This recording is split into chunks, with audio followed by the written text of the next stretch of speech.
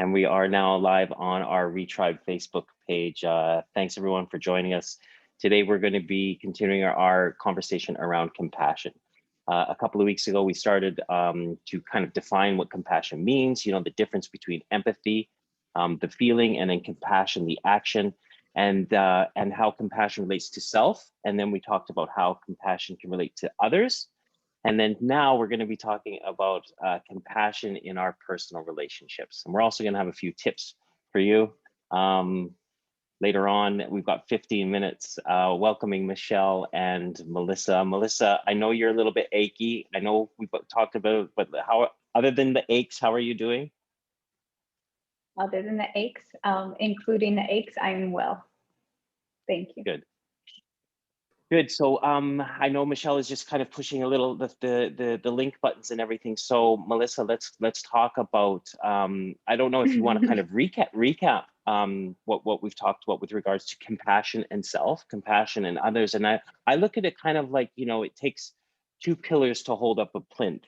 And we've talked about how, you know, you both pillars have got to be strong enough to hold up that plinth. And we've talked about that with self. We've talked about that with practicing compassion with others. And now it's kind of wrapping it all up into, you know, this relationship that we have, whether it be a romantic relationship or a family relationship, but how do we practice compassion in our relationships? What is your question? What, or just a recap? Yeah, you can recap it, or you can actually go into, you know, practicing compassion in our personal relationships. I think your kind of analogy or metaphor, whatever it was, of the pillars, I think if we're going to use that, you know, the pillars are all the foundation, but also we have to look at what's beneath the pillars, right? The ground that the pillars have been anchored on. So for me, when we speak about compassion in our relationships with others, I mean, everything, we are in relation with everything, right? With ourselves, with other humans, with animals, with earth. But if we're talking about whatever our pillars are, we have to look also a little bit deeper on the ground beneath the pillars.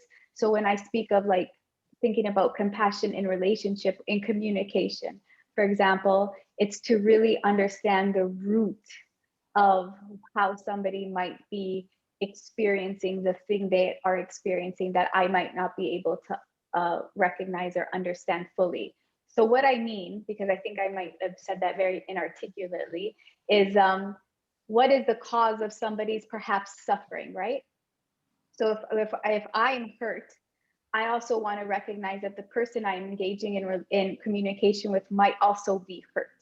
So how do I make my hurts in my hurt, but in communication, acknowledge that the person I am communicating with is also suffering on some level, is also experiencing or trying to express pain.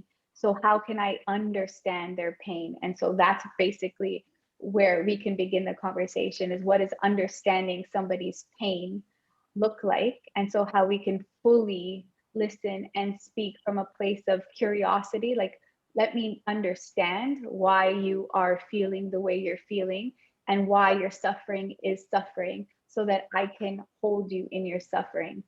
That's all I'll say for now, because I think thank you. That's all I'll say for now. Yeah, that was really beautifully put. What came to mind when you were talking was, you know, the phrase or the saying where, you know, there's your version, my version, and the truth. Yeah. You know, and because when people are upset and they're thinking from an emotional perspective, it does, you know, cloud over what might be the truth in that moment, because the emotions are what are being felt. And when you've got two people that are going at each other from that level, they're never going to understand each other. And also it's important you don't have to agree with where somebody else is, or have experienced it. But if somebody says, you've done this and it's really made me angry, whether you agree with it or not doesn't matter. And that's the compassion piece. It doesn't matter if you know, the way you park the car, or putting something in the wrong place in the house, or all of these things. It doesn't matter that you wouldn't have got mad or you can't understand. What matters is that person is feeling anger. Anger is here with that person right now. And by it being with that person, it's also with you. And for me, that's the space in between is the compassion. it sounds like, with regards to, like, I can just kind of think about, our relationships, and, how the three of us are building this kind of bridge of trust. Because I think that, for compassion to exist here, like, say, for instance, with me, like, let's say I'm in a place where I'm not feeling comfortable, but yet I'll tell you guys everything's okay, because I don't want you guys to know that I'm gonna be lagging a little bit. I'm not gonna be firing on all cylinders because of a fear of being judged, a fear of, like, oh, Nick's not showing up, Nick's not doing his job. And I think that the compassion piece needs to be around communication. It needs to be around, like, I need to be able to trust myself to be able to say to you guys, I can't show up today. But trusting myself, and also trusting that you guys are going to meet me in a place where, oh, okay, that's okay, Nick, fine, just, here, we're here for you. So it's really around trust and communication. And I think the ability to be able to communicate how I'm feeling is something that I'm obviously still working with, because I still don't want to be able to say I'm struggling. If, even if it's my hip, it's easy to talk about. My hip's sore. It's a physical thing. But if I'm in a place of, like, transformation, or being, like, in a cocoon, in a kind of a, just metamorphosis, which we all go through, then I have a really hard time communicating that.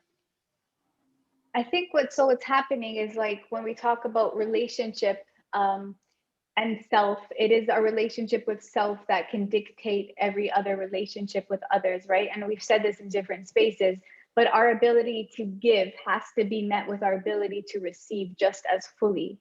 And I think a lot of, like, Western and capitalistic notions are give, give, give, give, give.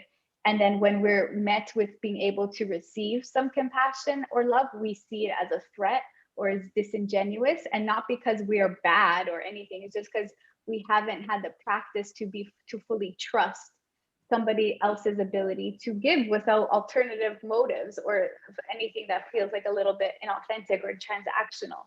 So that practice is also, can we look, listen, and speak in a way where our goal, our intention is to recognize and understand the root of suffering. And I'm saying suffering in the very Buddhist concept of suffering, right? It can just be we are having pain and discomfort, or feeling like very human, or our emotions, Michelle, are the ones leading the conversation. That is suffering, where we're the illusion of separation, right? The illusion of disconnection, that we are just our own experience.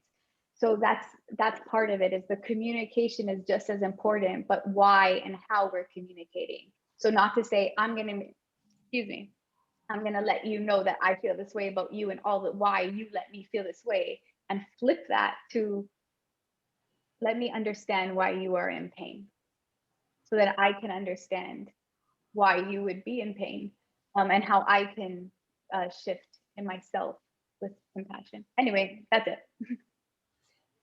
I think it's really good to be able to understand somebody else's pain, but also one of the trickiest things in those situations is understanding your own pain, because often that's the one that's hidden. And what you touched on there was just being, like, accepting and receiving somebody giving you compassion, and not seeing it as a threat, or not seeing it as disingenuous or manipulative or sneaky, or, okay, so you're saying this now, but what is it you actually mean? And because that's all mind chatter, right? That's all fear-based reaction. But to still allow that. So if that comes in, to still allow that and say, look, I'm feeling really triggered right now. I can see you're trying to be nice, but there's something in me, to even allow the bits that feel like they're hidden. Yeah. And that takes practice. And the deeper you go in a relationship with anybody, whether it's a family member, a romantic partner, a friend, the more you can understand each other, and the more you understand each other's triggers, or, when somebody is feeling wobbly about something, but being able to learn from other people and how they are with us. I think what you said too, like, you both see me do this in practice, where I'm like, oh, whatever you just said is 15-year-old Melissa's about to respond, and she's not the kindest, most gentlest person in the world. And because I've done enough work to recognize how I'm being activated, or the awareness to know that she is very angry still. Like, she has a lot of things she wants to fight through. And sometimes the words, however beautiful, will just hit me in a way where she wants to lead the conversation. So even just saying out loud, or also recognizing I still love 15-year-olds. She doesn't need to take charge the way she does, but she's still there and she has her skills that I tap into a lot. But when she leads the conversation, that's a bit tricky. So even in practicing, 15-year-old Melissa is present right now. We're just gonna have to take a break until this version of me can come into the space. So that's like off just to that point. Like you're allowed to go through all these progresses, but it does require first you to be compassionate to yourself around who might be leading the conversation. Is it the 8-year-old you who doesn't trust, the 40-year-old you who hates like all the things, is to really love that too, right? Because we don't get to pick and choose.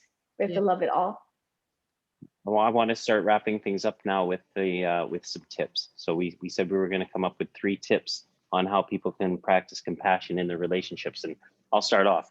And I'm going to think about more around romantic relationships, and how, you know, we can get involved in a romantic relationship, and they're all nice and lovey-dovey at the beginning, and we're all willing to make time for that romantic relationship to flourish. But then, you know, we can get into grooves, we can get into patterns, you know, work, family, other things can come in the way, and time becomes less available for the things that started that relationship out, the romantic dates, the times together, the cuddle times.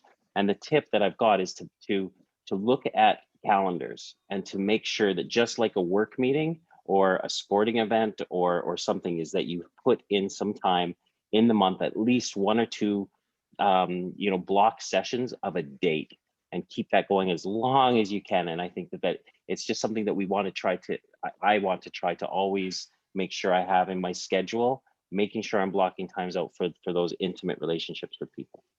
So block time. It's like compassion, considerate compassion. It's like those 2 things really beautifully blended. Thank you. Also, just to mention, if anybody's watching and you've got a question or any thoughts, pop it in the chat, and we can address all of that before we wrap up properly. For me, I found this tip helps in all relationships, but especially with friends. And it's asking them, saying to them, I can see that you're feeling or you're experiencing fill in the blank right now. So I can see you're angry, I can see you're upset, I can see you're hurt, I can see you're in pain. Do you just need to vent, or do you want a different perspective? Do you want an offer of a different perspective? Because sometimes people just need to vent, and just being able to sit there with them while they're experiencing and releasing those emotions and just going through that process, or talking out loud to help them come to a conclusion themselves. Sometimes that's what people need. And sometimes people want okay, so maybe try this, maybe this, maybe this, and see it from a 3D perspective. And finding out at the beginning of a conversation when it does dispel emotion actually quite nicely, and it allows somebody to control the space when they're in that heightened sense of emotion. So for me, it would be to ask venting or advice. Okay. So almost the ideas of being curious, right? It's like that's the game changer, is can you be curious about what is happening for somebody, and also what is happening for yourself. So I'll just follow on that thread of a tip. I think it would be asking yourself, when the parts of the 15-year-old in you comes out, or you see the 8-year-old in your beloved coming out, can you ask yourself, or can I love this too? Right? Even that question, can I love this too? Because what happens here is a lot, but also the idea of like all parts of ourselves and all parts of our beloved are worthy of being loved.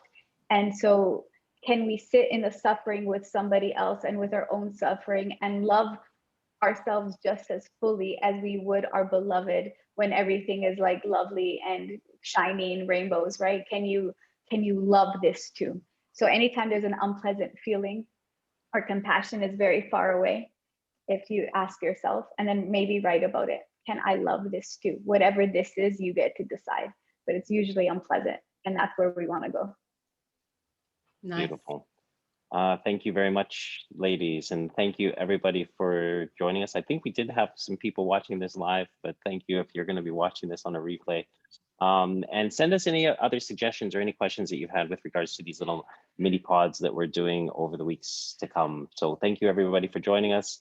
Michelle, Melissa, have a wonderful rest of your days today. Bye-bye. Lots of love. Bye, everybody.